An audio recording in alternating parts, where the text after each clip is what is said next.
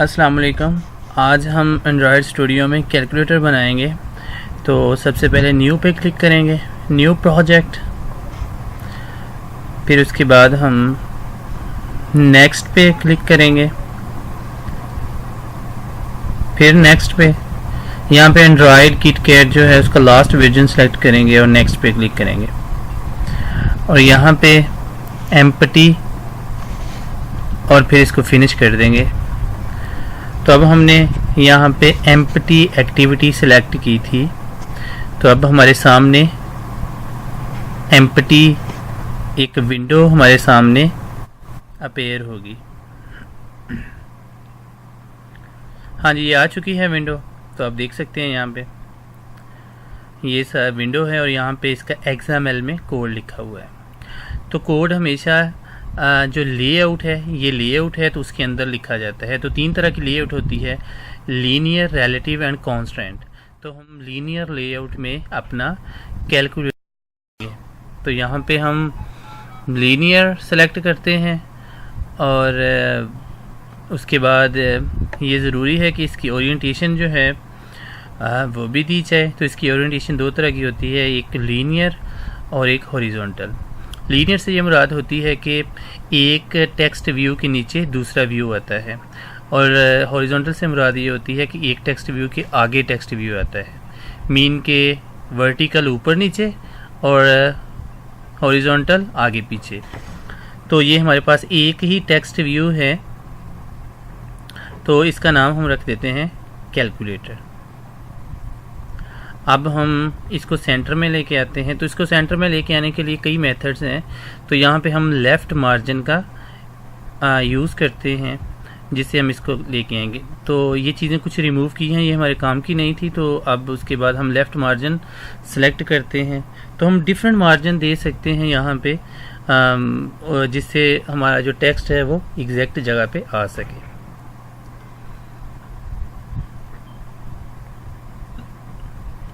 तो ये आप देख सकते हैं कि हमारा टेक्स्ट जो है वो सेंटर में आ चुका है। और उसके बाद हम दूसरा टैग यहाँ पे देंगे,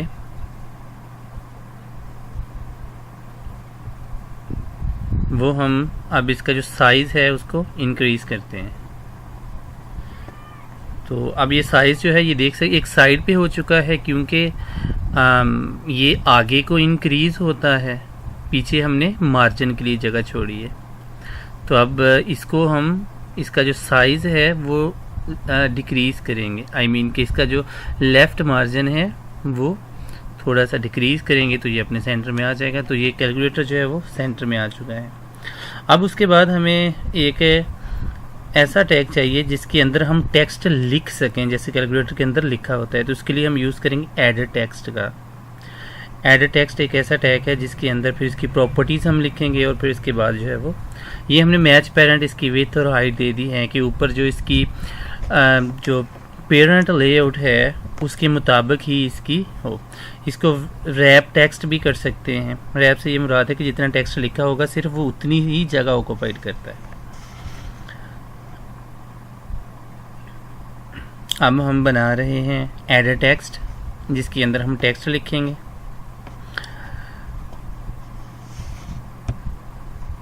तो ये आप देख सकते हैं कि अब इसको मैं चेंज करूँगा तो ये बिल्कुल सही व्यू में आ जाएगा। हाँ जी, रैप टेक्स्ट किया तो ये जितना इसने साइज ऑक्यूपाइड करना है उतनी ही जगह इसने ले ली है। अब मैं इसका हिंट दूंगा कि हिंट में क्या लिखा होना चाहिए। तो इंटर योर वैल्यू, तो यहाँ पे कोई भी वैल्यू दी जाएगी और फिर उसको हम मल्टीप्लाई, डिवीजन या सब्ट्रैक्ट कर सकेंगे।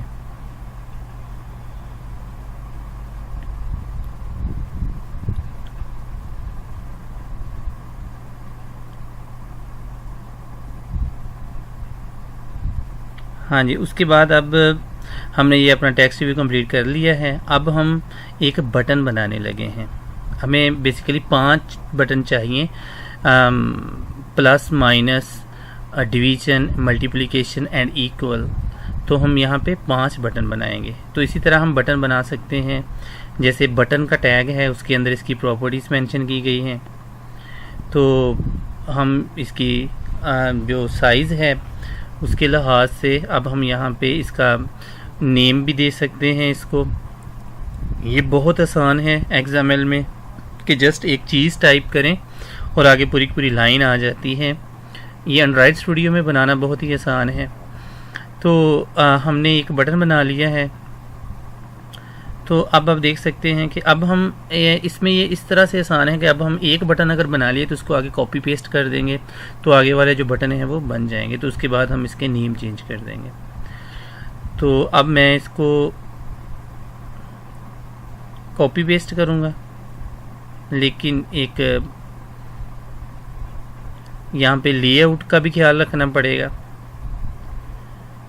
कि अगर मैं इसको ऐसे ही कॉपी पेस्ट करूँगा तो हर बटन एक दूसरे के नीचे आ जाएगा। मतलब कि सबसे पहले वाले बटन ऊपर होगा, फिर उसके नीचे एक बटन, फिर उसके नीचे, फिर उसके नीचे।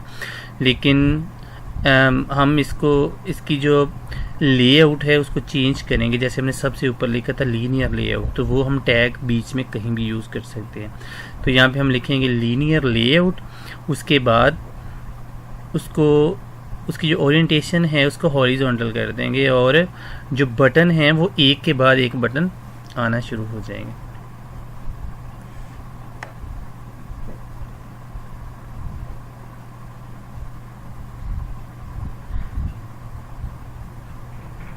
हाँ जी, तो ये हमने इसकी जो linear layout bye horizontal set कर दी है। तो अब हम इसके आगे जब दूसरा बटन कॉपी पेस्ट करते हैं तो वो इसके आगे आएगा, लेकिन ये इसके नीचे आया है।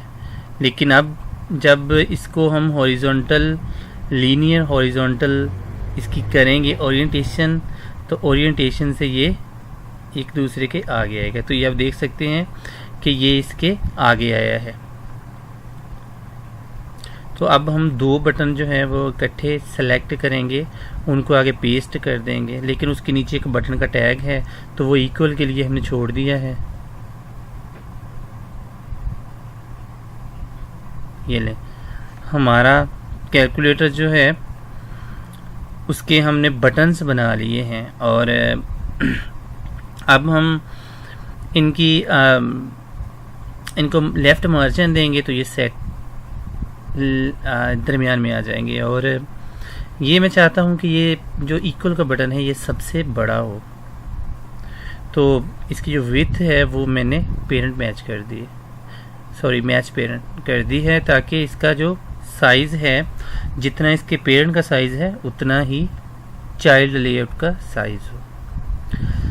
तो अब उसके बाद हम जो लीनियर लेआउट है वहाँ पे उसकी जो प्रॉपर्टी है उसमें हम अगर लिखते हैं, जहाँ पे लिखा है लेफ़्ट मार्जिन, तो हमारे जो बटन हैं ऊपर वाले वो सेंटर में आ जाएंगे। हाँ जी, तो ये दो बटन सेंटर में आ चुके हैं। तो इसी तरह हम इसी को कॉपी करके आगे नीचे इसको पेस्ट करते हैं।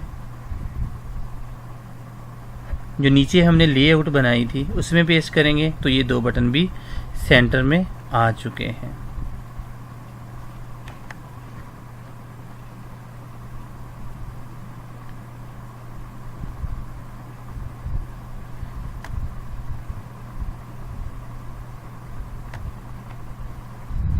हाँ जी, तो ये हमारा कैलकुलेटर है। अब हमने इसके नाम जो हैं वो आप देख सकते हैं कि सबके ऊपर प्लस प्लस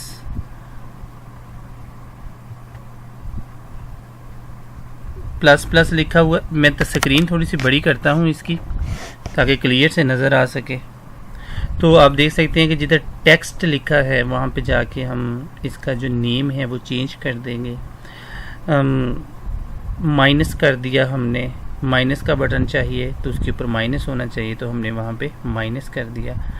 उसके बाद इसी तरह हम डिवीज़न कर देंगे, इसी तरह हम मल्टीप्लिकेशन कर देंगे।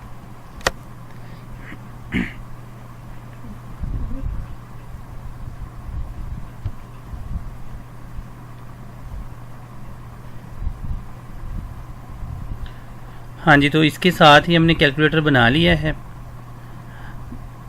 बाकी इंशाल्लाह हम नेक्स्ट वीडियो में दूसरे पार्ट में इसका जावा की कोडिंग करेंगे। तो उतनी देर के लिए मुझे इजाज़त दीजिए। अल्लाह हाफिज़।